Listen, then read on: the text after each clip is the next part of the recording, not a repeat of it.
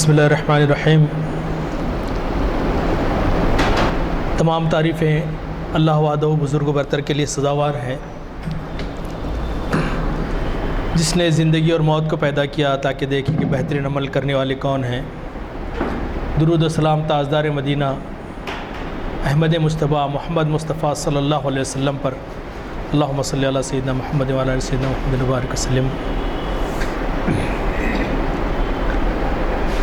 محافل عالیہ کے ذمہ داران،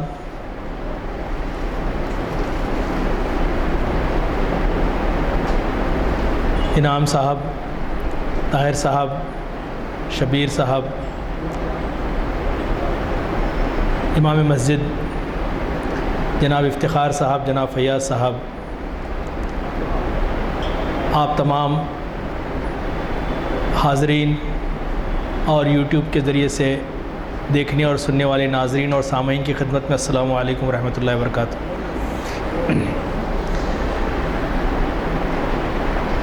مجھے اس بات کی خوشی ہے کہ 15 دن کے اندر ہی ٹیپو سلطان پہ دوبارہ بولنے کا مجھے موقع مل رہا ہے۔ تاریخ اسلام کی 1000ویں نشست کو ٹیپو سلطان ایک عظیم حکمران اور مدبر کے عنوان سے ایک گفتگو کرنے کا موقع ملا تھا، اور پھر آج محفل اقبالیات میں، اقبال شناسی میں اللہ نے موقع دیا کہ شہید ٹیپو سلطان رحمۃ اللہ علیہ اور علامہ اقبال رحمۃ اللہ علیہ پہ کچھ اپنا مطالعہ پیش کروں۔ دراصل یہ دونوں نام ایسے ہیں کہ انشاءاللہ سبحانہ و تعالیٰ جب تک کہ تاریخ یا انسانیت زندہ ہے، یہ دونوں نام بھی زندہ رہیں گے۔ ٹیپو سلطان رحمۃ اللہ علیہ کے تعلق سے ہم سب جانتے ہیں کہ وہ ایک عظیم مجاہد آزادی تھے، اور اپنے اس لیکچر میں نے بتایا تھا کہ کس طرح سے ٹیپو سلطان ایک چٹان کے مانند انگریزوں کے سامنے کھڑے رہے۔ یہ اور بات ہے کہ اپنوں کی غداری نے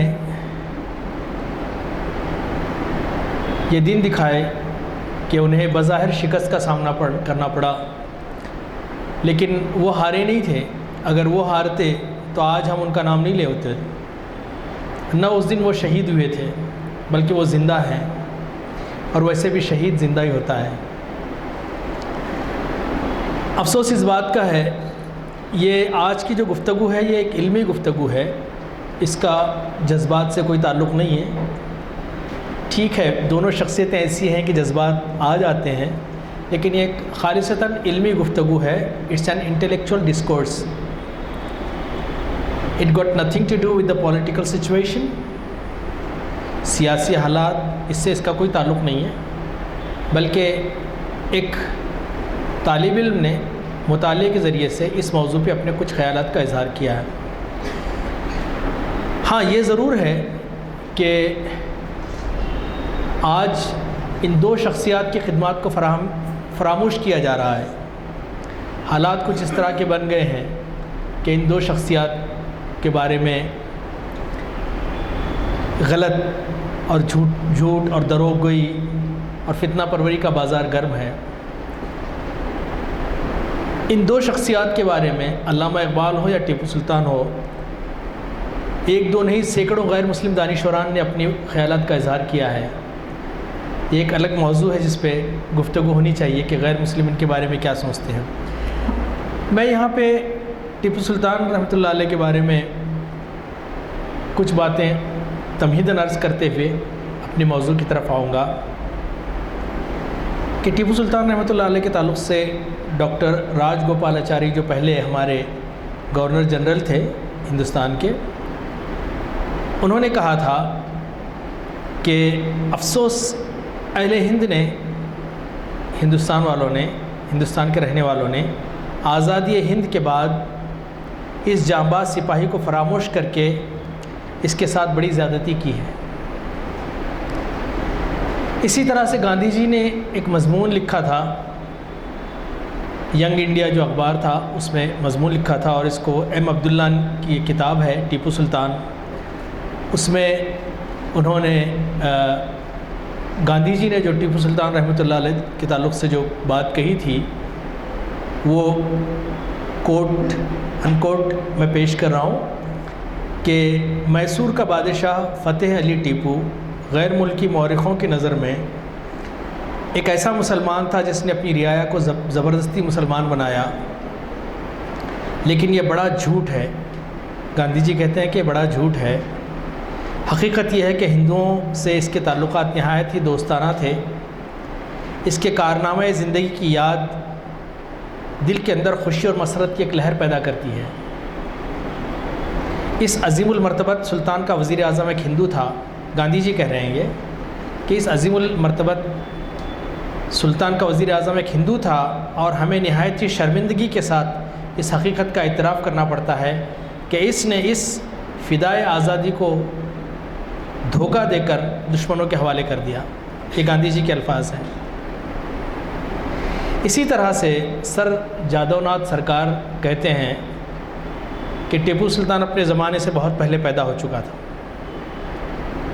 تو میرا موضوع نہیں ہے کہ غیر مسلم اسکالرس کی یا جو انٹلیکچوئلس ہیں ان کی رائے کیا ہے اس بارے میں نے بس چند چیزیں آپ کے سامنے پیش کی۔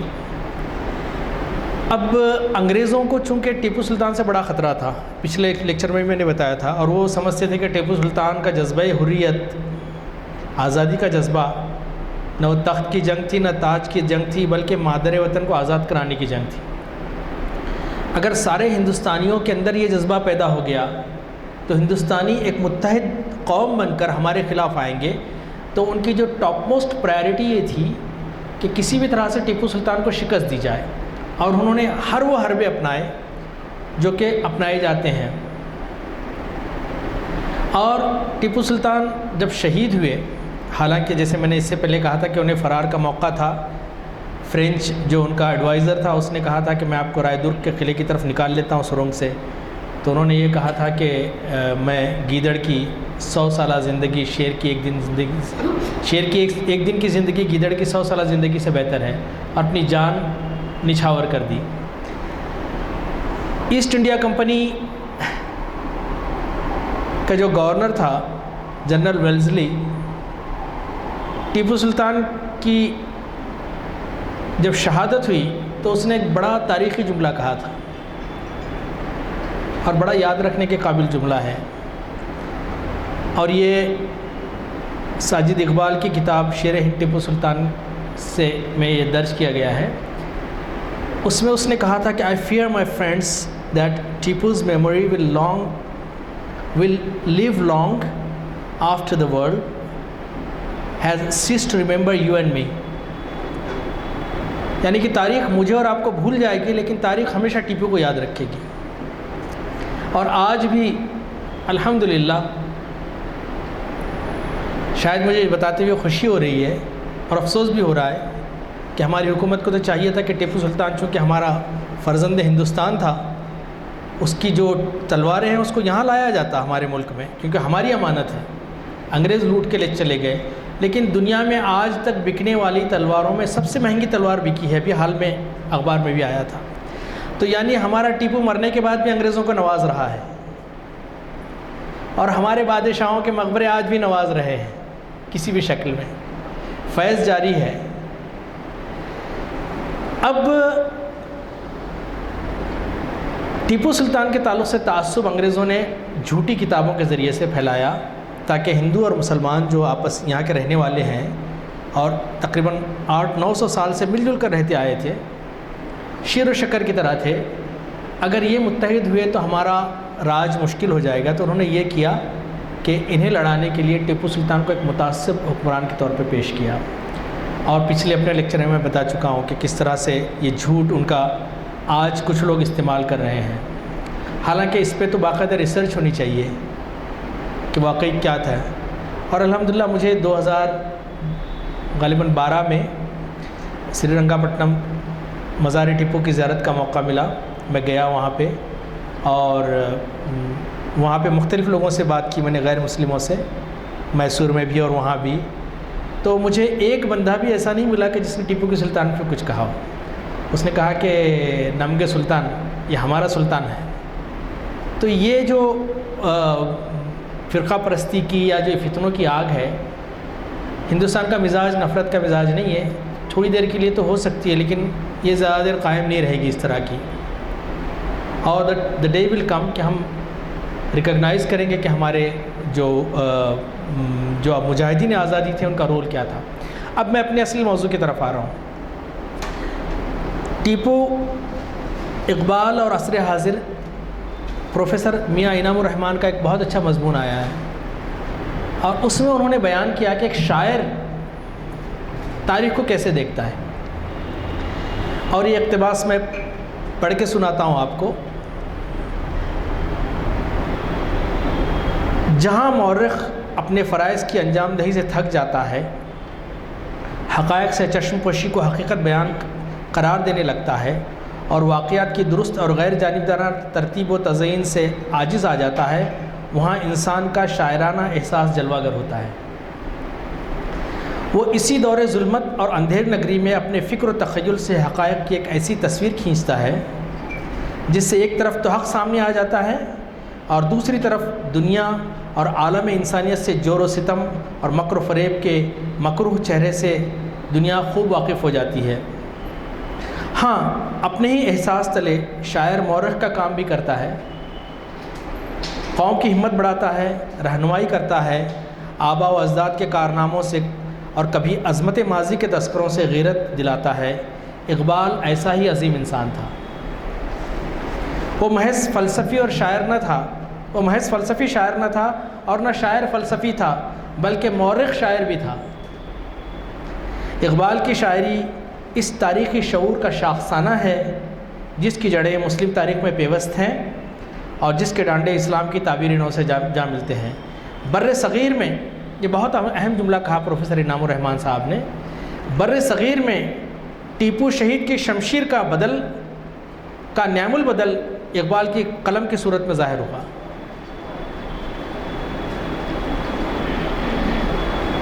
میں تو کانپ گیا تھا یہ جملہ پڑھتے ہوئے، بلکہ آنکھوں سے آنسو جاری ہو گئے تھے. افسوس اقبال کی بھی ہم نے قدر نہ کی. ڈاکٹر اقبال نے آزادی پر نہایت شرح و بسط سے اظہار خیال فرمایا. اقبال کے نزدیک آزادی ہی زندگی کا دوسرا نام. آزادی میں زندگی بحر بے کراں بن جاتی ہے اور غلامی میں متاع بے بہا سمٹ کر جوئے کماب رہ جاتی ہے. ٹیپو سلطان کے تعلق سے یہ علامہ اقبال اور ٹیپو سلطان کے تعلق سے پروفیسر انعام الرحمن کا اقتباس ہے. اب ٹیپو سلطان شہید رحمۃ اللہ علیہ کا ذکر علامہ اقبال کے کلام میں کئی جگہ پہ ملتا ہے. جیسے کہ ہمیں پتہ ہے کہ ٹیپو کی وصیت وہ ایک اردو نظم ہے، لیکن ٹیپو کا زیادہ جذباتی انداز سے جو بیان ہے وہ فارسی کلام میں ملتا ہے. لیکن افسوس اس بات کا ہے کہ اقبال کے فارسی کلام پہ وہ توجہ نہیں دی گئی جو دی جانی چاہیے تھی. ٹھیک ہے، کچھ ماہرین اقبالیات ہیں، فارسی سمجھتے ہیں، لیکن اسی فارسی کلام پہ ایران اور ترکی اور دیگر سینٹرل ایشیا کے ممالک میں بہت توجہ دی گئی ہے. بلکہ آیت اللہ خمینی صاحب کا وہ جملہ بھی مجھے یاد آتا ہے کہ انہوں نے کہا تھا کہ ہمارا انقلاب اقبال کے خیالات کی وجہ سے آیا ہے. تو اقبال کے فارسی کلام میں آپ کا ایک کلام ہے، مجموعہ کلام ہے جاوید نامہ، اور اس میں آپ عالم خیال میں آسمانوں کی سیر کرتے ہیں مولانا رومی کے ساتھ، اور مولانا رومی انہیں مختلف شخصیات سے ملاتے ہیں اور یہ مکالمے کی صورت میں ہے. اقبال اس میں اپنے آپ کو زندہ رود کی حیثیت سے متعارف کراتے ہیں کہ وہ زندہ رود ہیں. اور اقبال بادشاہوں سے ملتے ملتے آگے بڑھتے ہیں اور ٹیپو سلطان شہید رحمۃ اللہ علیہ کی طرف آتے ہیں. جیسے میں نے کہا کہ خیال کی دنیا میں، تصورات کی دنیا میں اقبال ہیں اور ٹیپو سلطان کے پاس جا رہے ہیں. اب یہ فارسی میں ہے، کوشش کروں گا کہ فارسی بھی آپ کے سامنے پیش کروں اور جہاں پہ وقت کم ہوگا تو پھر اردو ترجمے پہ اکتفا کر لیں گے۔ اقبال پہنچتے ہیں ٹیپو کے قریب اور پھر ٹیپو کی تعریف میں کچھ کلمات کہتے ہیں کہ آن شہیدان محبت را امام، آبروئے ہند و چین و روم و شام۔ یہ محبت کے شہیدوں کا امام ہے، ہند اور چین اور روم کی آبرو ہے، یعنی ٹیپو سلطان رحمۃ اللہ علیہ۔ نامش از خورشید و مه تابنده تر، خاک قبرش از منوط و زنده تر۔ اس ٹیپو کا نام سورج اور چاند سے زیادہ روشن ہے، اس کی قبر کی مٹی مجھ سے اور تجھ سے زیادہ زندہ ہے۔ پھر کہتے ہیں عشق روزے بود بر صحرا نہاد، ندانی جانچے مشتاقان داد۔ عشق ایک راز تھا جو اس نے صحرا پر رکھ دیا، یعنی کہ وہ راز عیاں کر دیا۔ تو نہیں جانتا کہ ٹیپو نے اپنی جان کس شوق اور جذبے سے قربان کی، یعنی انگریزوں کے خلاف لڑتے ہوئے وہ کیسے شہید ہوئے۔ کہتے ہیں شعر، اور واقعی دل و دماغ کو جھنجھوڑ دیتا ہے شعر یہ، اور حقیقت ایک ایک لفظ حقیقت پر مبنی ہے۔ وہ کہتے ہیں از نگاہ خواجہ بدر و حنین، روح سلطان وارث جذب حسین۔ کہ بدر و حنین کے خواجہ یعنی نبی کریم صلی اللہ علیہ وسلم کی نگاہ کا یہ فیض ہے ٹیپو، اور حضرت حسین کے فقر کے جذب کا یہ فیض ہے۔ پھر کہتے ہیں رفت سلطان از این سرائے ہفت روز، سلطان تو یہ 4 دن کی زندگی چھوڑ کے چلا گیا۔ وبد او در دکن باقی ہنوز، لیکن اس کا ڈنکا آج بھی دکن میں بج رہا ہے۔ پھر اس کے بعد ٹیپو سلطان سوال کرتے ہیں اقبال سے، پوچھتے ہیں کہ اے اقبال بتا، اے زندہ رود بتا کہ میرے وطن ہندوستان کا کیا حال ہے،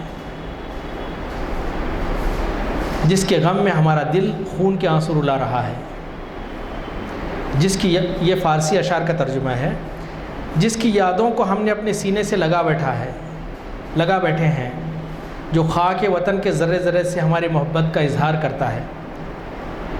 تو اس کے جواب میں اقبال کہتے ہیں، ٹیپو سلطان کو جواب دیتے ہیں کہ ہندوستانی اب انگریزی سامراج سے بیزار ہو چکے ہیں، اور فرنگیوں کی حکمت عملی کا جو دھوکہ ہے، فسوں ہے، وہ ٹوٹ گیا ہے۔ پھر ٹیپو سلطان بڑے ہی دردمند دل سے اپنے وطن عزیز کی غلامی پر غم و غصے کا اظہار کرتے ہیں، اور کہتے ہیں کہ اس غلامی کا اصل سبب یہ ہے کہ اس سرزمین کے سپوت اپنے اصلی جوہر سے عاری ہوتے جا رہے ہیں۔ وہ کہتے ہیں کہ ان میں کچھ ایسے غدار اور کپوت پیدا ہو گئے ہیں، ٹیپو سلطان کہتے ہیں اقبال سے، ایسے غدار اور کپوت پیدا ہو گئے ہیں جو وطن سے غداری کر کے دنیاوی مراتب میں اضافے کے خواہش مند نظر آتے ہیں۔ پھر اس کے بعد وہ اپنے وطن دکن کے تعلق سے سوال کرتے ہیں، جس میں میں بیٹھا ہوں، آپ ہیں، یہ ہماری سرزمین دکن، اور اقبال کا دکن سے جو لگاؤ تھا میں بیان نہیں کر سکتا، یہ تو ایک مستقل موضوع ہے۔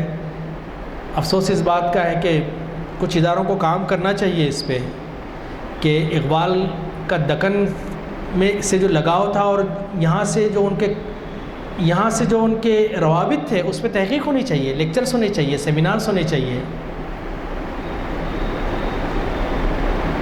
اقبال ٹیپو پھر اقبال سے پوچھتے ہیں، اپنے وطن دکن کے بارے میں پوچھتے ہیں، زائر شہرو دیار بودا، زائر شہرو دیارم بودا، چشم خود بردار بر مزارم سودا، ای شناسائے حدود کائنات، در دکن دیدی از آثار حیات۔ میرے شہر اور وطن کی تو نے زیارت کی، میرے مزار کو بھی اپنی آنکھوں سے دیکھا، اسی لیے کہ ان کی شناسہ حدود کائنات، یعنی کہ تو کائنات کے چپے چپے میں بھی گھوما، اب ذرا مجھے یہ بتا اے اقبال کہ تو نے سرزمین دکن میں زندگی کے کوئی آثار دیکھے ہیں؟ یعنی وہاں کے لوگ اب بھی ایک زندہ قوم کی طرح رہتے ہیں یا نہیں؟ اس کے جواب میں اقبال کہتے ہیں تخم اشک ریختم اندر دکن لالہا رویت ز خاک آن چمن رود کاوری مدام اندر سفر دیدم در جان او شورت دیگر۔ میں نے دکن کی سرزمین میں اپنے اشکوں کے بیج بوئے ہیں، اقبال کہہ رہے ہیں میں نے آنسوؤں کو بویا ہے یہاں پہ دکن میں نے اپنے آنسوؤں کے بیج اس دکن نے بوئے ہیں، جس کے نتیجے میں وہاں سامراج اور انگریزوں کے خلاف غم و غصے کی آگ لالے کے پھول کی طرح لگی ہوئی ہے۔ میں نے دریائے کاویری کو بھی مدام مصروف سفر دیکھا، اور وہ بھی مسلسل بہنے والا دریا کا جو شور و سناٹا ہے، اس میں اس کے تیور دکھائی دے رہے ہیں، یعنی کہ قوم کی غلامی کے خلاف کاویری بھی برہم ہو کر اظہار کر رہی ہے۔ کاویری ندی آج بھی ہے کرناٹک میں، میسور کے قریب۔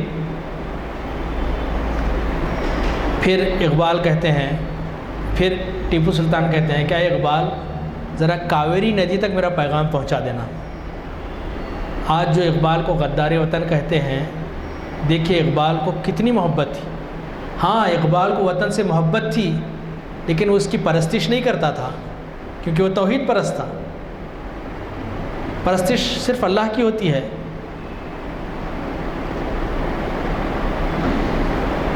اقبال کہتے ہیں کہ اے مرا خوشتر جیہن و فرات، کاویری سے جا کے کہو۔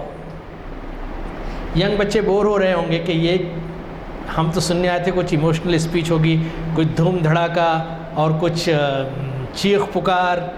بیٹا یہ علمی گفتگو ہے۔ کبھی آپ انگریزوں کے مینچسٹر یا پھر لندن یونیورسٹی کے یا آکسفورڈ کے لیکچرز دیکھنا، تو آپ کو پتہ چلے گا کہ وہاں کتنے سائلنٹ انداز سے اور انٹلیکچوئل گفتگو ہوتی ہے۔ یہاں پہ جو جتنا زیادہ چیخے گا اتنا بڑا مقرر کہلاتا ہے یہاں پہ، اور بسا اوقات تو وہ کرسی بھی ہل جاتی ہے وہ جگہ پہ۔ اب وہ بیچاروں کا بھی قصور نہیں، اتنا چیخنے چلانے کے بعد بھی قوم نہیں جاگ رہی تو وہ کیا کریں گے؟ یہ بھی ایک مسئلہ ہے۔ تو اقبال کہتے ہیں یہاں پہ کہ یہ پیغام ٹیپو سے کہتے ہیں کہ جا کے دے دینا دریائے کاویری کو کہ اے مرا خوشتر زجیہن و فرات، اے دکن آب تو آب حیات، اے کاویری تجھ پر جیہن و فرات جیسے بڑے بڑے دریا قربان۔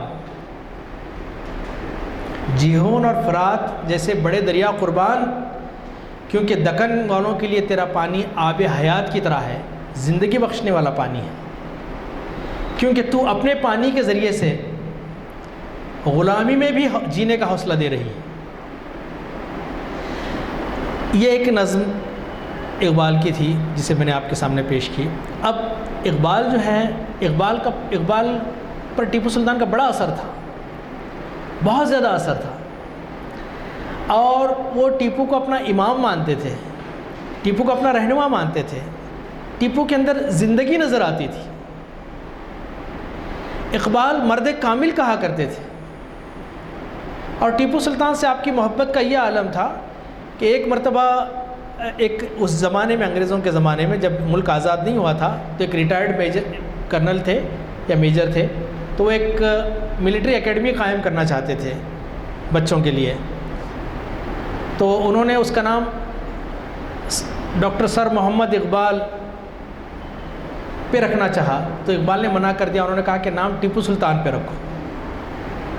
اور پھر ہمیں تعجب کرنے کی ضرورت بھی نہیں ہے، جارج واشنگٹن نے جو امریکہ کا جو پہلا بحری بیڑا تھا، تو اس کا جو سب سے بڑا جہاز تھا اس کا نام بھی حیدر علی رکھا تھا اس نے۔ تو ٹیپو کے نام کی جو تاثیر تھی، ٹیپو کا جو کارنامہ ہے، یورپ والے جانتے ہیں اس کو، اور الحمدللہ کئی غیر مسلم مفکرین نے، محققین نے اس بات کو آشکارا کیا ہے کہ ٹیپو سلطان کتنی بڑی شخصیت تھی۔ ٹیپو سلطان، علامہ اقبال غالباً 1929 میں یہ مدراس میں لیکچرز اپنے ختم کر کے، مدراس سے میسور کافی لمبا سفر ہے، لیکن اس کے باوجود وہ ٹریول کر کے آئے اور مزار پہ گئے ٹیپو سلطان کی، اور بتاتے ہیں مختلف کتابوں میں نے جو مطالعہ کیا ہے کہ آپ نے کئی گھنٹے مزار کے پاس گزارے اور مسلسل روتے رہے، اور ایک کتاب میں تو لکھا ہے کہ انہوں نے کہا کہ مجھے اکیلا چھوڑ دو ٹیپو کے ساتھ، اور مسلسل روتے رہے۔ ایک میسور کے ایک شاعر تھے جو کہ اچھا کلام بھی پڑھتے تھے، انہوں نے ٹیپو سلطان کی شان میں کلام پڑھا تو علامہ اقبال زاروں قطار رونے لگے، اور پھر وہ مزار سے باہر آئے تو آنکھیں سرخ تھیں۔ لوگوں نے ان سے پوچھا کہ آپ کا کیا تاثر ہے؟ آپ اندر گئے، ٹیپو سلطان کے ساتھ وقت گزارا، تو آپ نے کہا کہ ٹیپو سلطان کی عظمت کو تاریخ کبھی فراموش نہ کر سکے گی۔ ہندوستان میں ٹیپو سلطان کی آواز ہی توانا آواز تھی کہ ہندوستان ہندوستانیوں کے لیے، معافی چاہتا ہوں، انگریزوں کا اس پہ کوئی حق نہیں۔ علامہ اقبال کے فرزند جاوید اقبال، انہوں نے ایک کتاب لکھی ہے، اور اس کتاب کا عنوان ہے اپنا گریباں چاک، جنہوں نے اپنے گھریلو حالات لکھے ہیں اس میں، اور اس میں انہوں نے بتایا کہ علامہ اقبال جب مزار ٹیپو سے باہر آئے تو انہوں نے ایک فارسی کی نظم کہی تھی، چھوٹی سی کچھ اشعار کہے تھے جو ان کے کسی مجموعے میں شامل نہیں ہیں۔ میں نے کوشش کی ہے کہ ان اشعار کو یہاں پہ آپ کے سامنے پیش کروں ترجمے کے ساتھ۔ آتش در دل گر بر کردہ عام، میرے دل میں آگ بھر گئی ہے۔ مزار ٹیپو سے آنے کے بعد آپ کہتے ہیں میرے دل میں آگ بھر گئی ہے۔ داستان از دکن آورد عام، دکن کی داستان نے یہ کیا کر دیا۔ در کنارم خنجر آئین و فام، کانچ کا خنجر میرے پہلو میں گھس گیا ہے۔ می کشم آور بتدریج از نیام، اس کو آہستہ آہستہ سے کھینچو، نکالو اس کو۔ نقطہ گویم ز سلطان شہید، سلطان شہید نے مجھ سے ایک نقطہ بیان کیا ہے۔ ذوق ترسم تلخ گردد روز عید، مجھے افسوس ہے کہ آج کا عید کا دن ہے اور تمہاری عید کا دن خراب کر رہا ہوں یہ بات بول کر۔ اقبال کے جذبات دیکھیے۔ پیشتر رفتم کے موسم خاک او، وہاں سے نکلنے سے پہلے میں نے ٹیپو کی خاک کو بوسہ دیا۔ تا شنیدم از مزار پاک او، تو مزار سے مجھے ایک آواز آئی، اور کیا آواز آئی؟ غور سے سنیے۔ در جہان تواں اگر مردان زیست، اگر تم دنیا میں ایک مرد کی طرح جی نہیں سکتے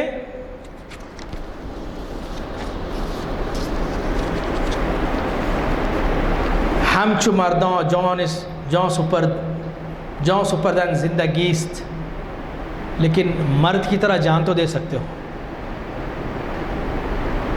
تو یہ ٹیپو سلطان کا یہ کسی کتاب میں بھی شامل نہیں ہے، جو اقبال کے یہ جو اشعار تھے ان کے فرزند جاوید اقبال کی کتاب میں حاصل ہوئے۔ اب اردو کی طرف آتے ہیں۔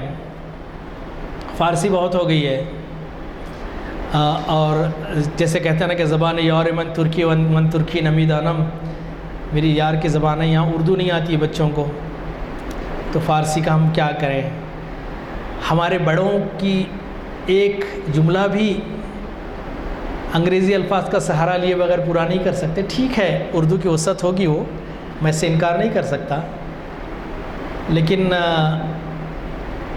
میں بھی مجبور ہوں انگریزی الفاظ استعمال کرنے کے لیے، کیونکہ یوٹیوب پہ دیکھنے والے اکثر کہتے ہیں کہ ذرا تھوڑی سی کم کیجیے اردو تھوڑا سا، تاکہ وی شوڈ انڈرسٹینڈ اٹ، ہم کو سمجھنا چاہیے اب کیا بول رہے ہیں۔ میں یہ نہیں کہہ سکتا کہ یہ میرا موضوع غیر مختتم رہا، انشاءاللہ آئندہ اس کا اعادہ ہوگا، تو بچوں کو کیا سمجھ میں آئے گا؟ آج یہ فنش نہیں ہو سکا، اس کو کنٹینیو کریں گے تو سمجھ میں آ جاتی ہے بات۔ اب وقت ٹھیک ہے، اب اردو کو زندہ کرنے کی کوششیں ہو رہی ہیں، میں بھی اس کے ساتھ ہوں۔ میرے بچے بھی انگریزی میڈیم پڑھتے ہیں لیکن سارے اردو داں ہیں الحمدللہ، اللہ کا شکر ہے، اردو کے شاعر بھی ہیں۔ تو میں یہ نہیں کہتا کہ اردو بہت مشکل زبان ہے، ایک الگ موضوع ہے۔ اردو میں علامہ اقبال نے ایک مشہور نظم لکھی ہے، وہ شہید ٹیپو سلطان کی وصیت۔ شہید ٹیپو سلطان نے کوئی وصیت نہیں کی، لیکن اقبال چونکہ شاعر ہیں، تخیل ہے، وہ کہتے ہیں کہ اگر ٹیپو کو وصیت کرنے کا موقع مل جاتا تو وہ اس طرح کی وصیت کرتے۔ اب وہ وصیت میں سناتا ہوں۔ تو رہ نورد شوق ہے منزل نہ کر قبول، رہ نورد شوق کے راستے کا مسافر، a traveller on the path of longing. تو رہ نورد شوق ہے منزل نہ کر قبول، مسافر راستے پہ اس لیے چلتا ہے کہ اسے منزل ملے، لیکن اقبال کہتے ہیں کہ نہیں، منزل نہ کر قبول، منزل تو ایک مائل سٹون ہے تیرے کو تو بہت آگے جانا ہے۔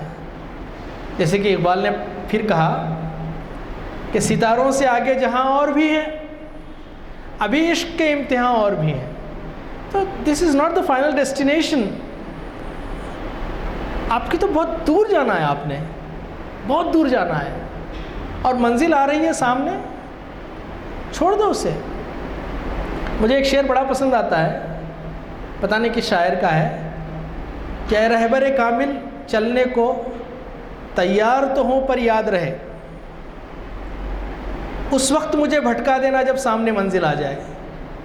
تو منزل جو ہے مسلمان کی، پرے ہے چرخ نیلی فام سے منزل مسلمان کی۔ اقبال کہتے ہیں کہ آسمانوں سے بھی اوپر ہے، بلینس آف گیلیکسیز سے اوپر ہے منزل مسلمانوں کی۔ پرے ہے چرخ نیلی فام سے منزل مسلمان کی، ستارے جس کی گردے راہ ہوں وہ کارواں تو ہے۔ تیرا کارواں تو بڑا عجیب ہے، نہ تو زمین کے لیے ہے نہ آسماں کے لیے، جہاں ہے تیرے لیے تو نہیں جہاں کے لیے۔ کہتے ہیں کہ تو رہنورد شوق ہے، شوق کے راستے کا مسافر ہے، منزل نہ کر قبول، لیلا بھی ہم نشی ہو تو محمل نہ کر قبول۔ لیلا بھی اگر محمل کہتے ہیں اونٹ کے اوپر جو ایک چھوٹا سا بٹھاتے ہیں جس کے اندر لوگ بیٹھتے ہیں، شاید نوجوانوں نے دیکھا بھی ہوگا اسے کہ اس کے اندر بیٹھتے ہیں وہ، تو اس کو کجاوا کہتے ہیں اسے، تو وہ اس کے اندر لیلا بھی بیٹھی ہو، یعنی کہ دنیا کے عیش و عشرت جتنی چاہے مل جائے، قبول مت کرو اسے، یہ تمہارا مقصد حیات نہیں ہے، یہ تو ضرورت ہے، زندگی گزارنا ہے تم نے، تو دولت بھی چاہیے، گھر بھی چاہیے، گاڑی بھی چاہیے، نوکری بھی چاہیے، یہ ضرورت ہے، لیکن مقصد نہیں ہے تمہارا، بلکہ مقصد کے حصول کے جانے کے لیے سہارے ہیں یہ سب۔ پھر اقبال کہتے ہیں کہ اے جوئے آب بڑھ کے ہو دریائے تند و تیز، اے چھوٹی سی ندی، اے چھوٹی سی ندی، تجھ کو تو ایک خطرناک طوفانی دریا بننا چاہیے، تجھ کو تو ایک خطرناک طوفانی دریا بننا چاہیے۔ چھوٹی ندی بہہ رہی ہے، کیا اثر ہوگا، لیکن دریا کا طوفان بڑی بڑی چیزوں کو الٹ دیتا ہے۔ اے جوئے آب بڑھ کے ہو دریائے تند و تیز، ساحل تجھے عطا ہو تو ساحل نہ کر قبول۔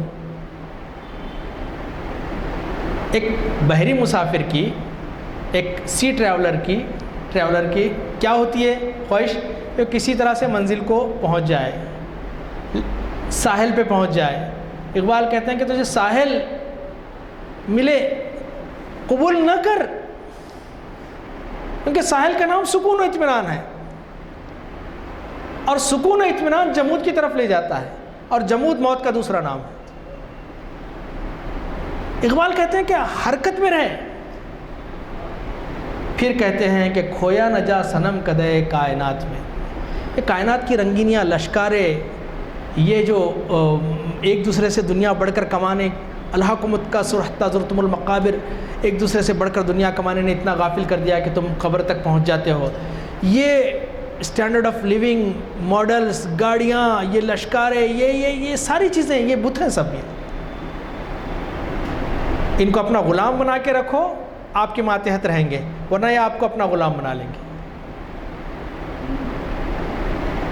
اقبال کہتے ہیں کہ کھویا نہ جا صنم کدے کائنات میں، اس دنیا کا جو صنم کدہ ہے یہ، اس سے مت کھو جا. محفل گداز گرمی محفل نہ کر قبول. ارے تیرا کام محفل کو گرمانا ہے، تو دوسروں کی محفل کی گرمی قبول کر رہا ہے. عجیب بات ہے. پھر کہتے ہیں کہ صبح ازل، یہ مجھ سے کہا جبرائیل نے. جب دنیا بن رہی تھی تو جبرائیل نے مجھ سے کہا، کیا کہا؟ صبح ازل، یہ مجھ سے کہا جبرائیل نے، جو عقل کا غلام ہو وہ دل نہ کر قبول. عقل کیلکولیشنز رہتے، یہ کرے تو یہ ہو جائے گا، یہ کرے تو وہ ہو جائے گا، کرنے والا کر کے نکل جاتا. بے خطر کود پڑا آتش نمرود میں عشق، عقل ہے محو تماشائے لب بام. ابھی عقل تخمین و ظن ہے، کیلکولیشنز کرتے رہتی، کاسٹ بینیفٹ انالیسس چلتے رہتا اس کا. یہ کرے تو یہ ہوتا، یہ کرے تو ہوتا، یہ ہوتا. آج کی ماڈرن مینجمنٹ اس میں بھی جو جب تک جو رسک نہیں لے گا اس کو نتائج برآمد نہیں ہوتے. ایک بزنس سیمینار میں مجھے جانے کا موقع ملا تھا، تو کچھ لڑکوں نے، نوجوانوں نے کہا کہ tell us the safest business جس میں سیف اور انکم ملے. تو اس نے کہا کہ اگر سیف بزنس مجھے معلوم ہوتا تو میں سیمینار دے کے یہاں کھڑا کیوں ہوتا تھا، میں خود کر لیتا اس کو. آپ کو رسک لینا چاہیے. ہر بات میں بہانہ، یہ ہوا تو ایسا ہو جائے گا، یہ ہوا تو ایسا ہو جائے گا، باہر نکلے تو گاڑی پنکچر ہو جائیں گی، پنکچر ہوئی تو ٹرک اڑا دیں گا. دنیا چلے گی نہیں ایسا. قدم قدم پہ رسک لینا پڑتا ہے، تب دنیا کا نظام چلتا ہے. اور بہادر قوموں کے لیے لک بھی ساتھ دیتا ہے، چاہے فرد ہو یا قوم ہو. بے معجزہ دنیا میں ابھرتی نہیں قومیں، جو ضرب کلیمی نہیں رکھتا وہ ہنر کیا. پھر اقبال کہتے ہیں کہ باطل دوئی پسند ہے حق لا شریک ہے. باطل کے پاس ڈویلٹی ہے. دیکھو سچ ہمیشہ ایک رہتا اور جھوٹ کئی ہوتے ہیں. جھوٹ کے بہت سارے روپ ہوتے ہیں، جھوٹ کے بہت سارے روپ ہوتے ہیں، لیکن سچ ایک ہی ہوتا ہے. تو سچ کو جھوٹ کے ساتھ مت ملاؤ. قرآن میں بھی کہا وَلَا تَلْبِسُوا الْحَقَّ بِالْبَاطِلِ، حق اور باطل کو آپس میں گڑبڑ مت کرو. سچ سچ ہے. چاہے دنیا کے سارے انسان مل کر یہ کہیں کہ سورج نہیں نکلا ہو، لیکن سورج کی روشنی اس بات کی دلیل ہے کہ سورج آ گیا ہے. تو سچائی منا کے رہتی ہے. باطل دوئی پسند ہے حق لا شریک ہے، شرکت میان حق و باطل نہ کر قبول. حق اور باطل کے درمیان شرکت قبول نہ کر. اقبال نے ایک بہت بڑی نظم لکھی ہے، اور اس نظم کا نام پیغام سلطان، سلطان شہید برود کاویری، دریائے کاویری کے نام پر نام سلطان شہید کا پیغام. اور مجھے ٹیپو سلطان کے رحمۃ اللہ علیہ کے یوم وفات کے دن یہ خیال آیا کہ کیوں نہ اس نظم کا ترجمہ کیا جائے، آسان انگلش میں اور آسان اردو میں، تاکہ ہماری نوجوان نسل سمجھ سکیں. اور الحمدللہ میں نے اسے مکمل کیا، اور اگر کسی کو PDF درکار ہو تو یہاں کا جو مسجد عالیہ کا جو ویڈیو ہے اس کے کمنٹس میں لکھ دیں تو میں لنک دے دوں گا اس میں. اور انشاءاللہ الحمدللہ دنیا کے مختلف مقامات پہ اسے شائع کیا گیا. میری کسی چیز کی کاپی رائٹ نہیں ہوتی ہے. مجھ سے ایک صاحب نے پوچھا کاپی رائٹ، میں خود کاپی رائٹ نہیں ہوں. ساری چیزیں اللہ کی دی ہوئی ہیں، اللہ کے لیے ہیں. سب اثاثہ اللہ کا ہے، امت کا ہے. تو اس کا میں ترجمہ جلدی جلدی سنا دیتا ہوں آپ کو. انعام صاحب بھی مسکرا رہے ہیں کہ ابھی وقت ہے، وقت لیکن وقت نہیں ہے انعام صاحب، وقت فرصت ہے، کہاں کام ابھی باقی ہے، نور توحید کا اہتمام ابھی باقی ہے. تو اقبال کہتے ہیں کہ اے دریائے کاویری ذرا آہستہ چل، تو مسلسل چلتے رہنے سے شاید تھک گیا ہے۔ اب انگریزی کا بھی ٹرانسلیشن کروں تو کافی دیر ہو جائے گی، نوجوانوں سے معذرت کر رہا ہوں میں، لیکن یہ میرے پاس سے لے لیجئے بعد میں انشاءاللہ۔ تو مدتوں سے پہاڑوں میں رو رہا ہے اور تو نے اپنے راستے کو اپنی پلکوں سے کھودا ہے۔ اے کاویری تو مجھے جیہون اور فرات جیسے دریاؤں سے بھی زیادہ عزیز ہے۔ اے کہ دکن کے لیے تیرا پانی آب حیات ہے۔ آہ وہ شہر جو کبھی تیری آغوش میں تھا، تیرے پانی ہی سے اس شہر کا جلووں والا حسن تھا۔ اگرچہ تو بوڑھا ہو گیا ہے لیکن تیرا شباب ابھی برقرار ہے، تیرا پیچ و تاب اور تیرا رنگ و آب اسی طرح ہے۔ دریائے کاویری سے مخاطب ہو کر علامہ اقبال کہہ رہے ہیں، تیری موج نے موتی کے ایک دانے کے سوا کچھ پیدا نہ کیا، خدا کرے کہ تو اسی شان سے ہمیشہ متحرک رہے۔ تیری لہروں کا ساز زندگی کا سوز پیدا کر رہا ہے۔ The music of your waves is producing the fire of life۔ کیا تو جانتا ہے پیغام کس طرف سے ہے؟ Do you know from whom this message comes؟ یہ وہ شخص ہے جس کی ستوت شان کا تو طواف کرتا رہا اور اس کی سلطنت کا آئینہ دار رہا۔ یہ ٹیپو سلطان کی طرف اشارہ ہے۔ وہ کہ جس کی تدبیر نے بہت سے ریگستانوں کو جنت بنا دیا، یعنی ٹیپو سلطان نے اپنے خون سے اپنا نقش تحریر کیا۔ وہ کہ جس کی خاک ہزاروں آرزوؤں کا ٹھکانہ اور مرکز ہے، تیری لہروں کی برقراری بھی اسی کے خون سے ہے۔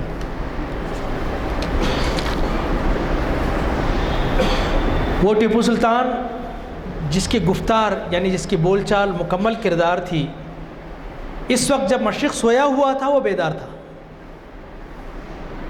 He was wide awake when the whole east was sleeping۔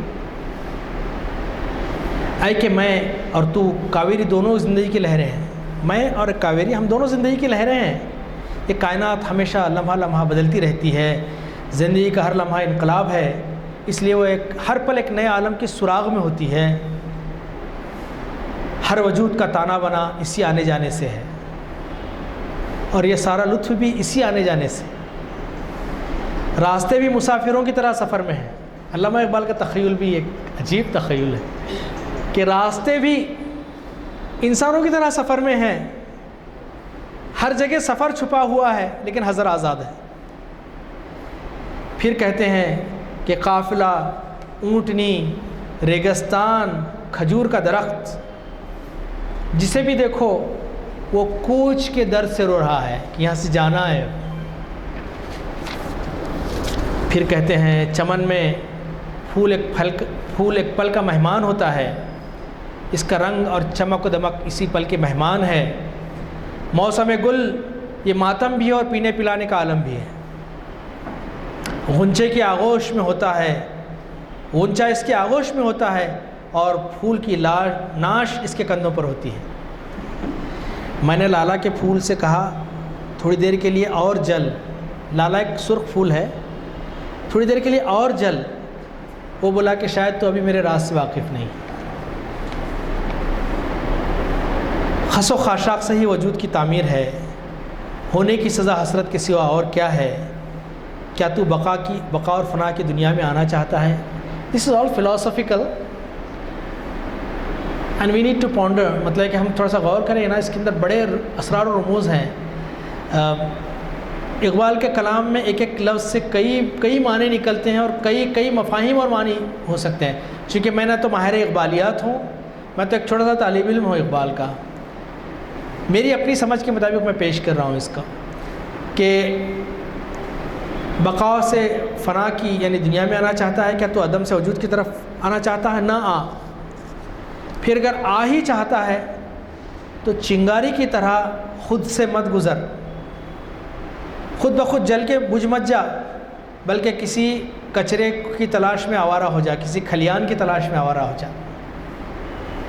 ایک جگہ اور اقبال نے کہا تھا کہ کیوں کر خس و خاشاک سے دج جائے مسلمان، مانا کہ تب و تاب نہیں اس کے شرر میں۔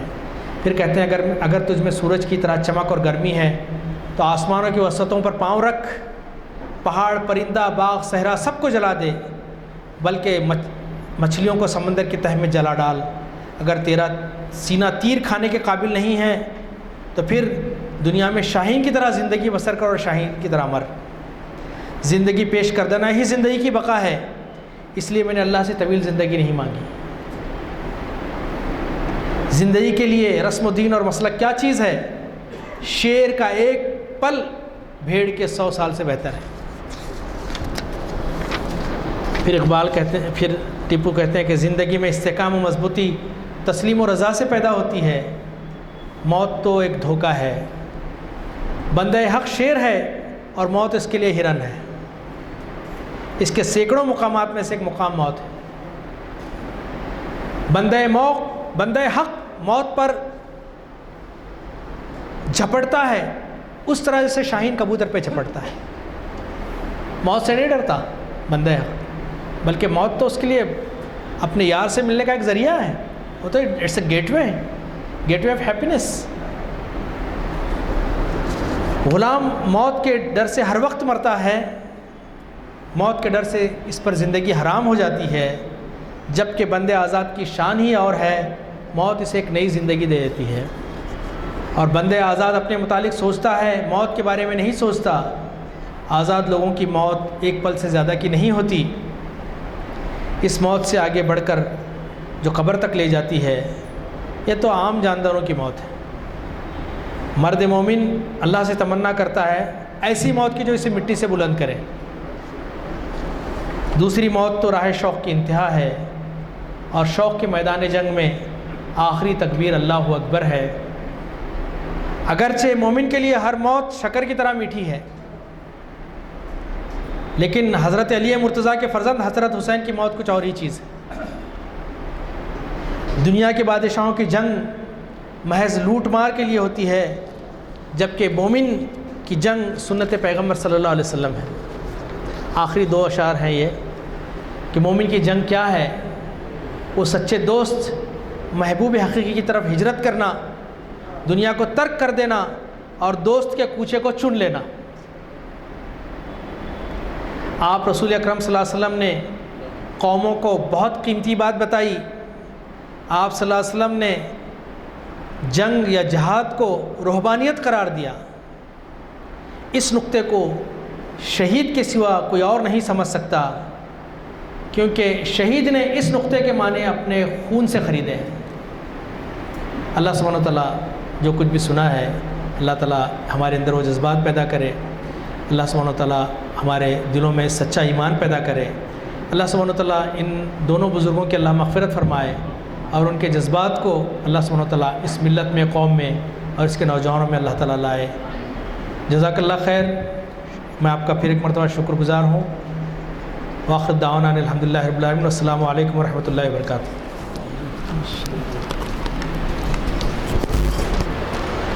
جزاک اللہ خیر۔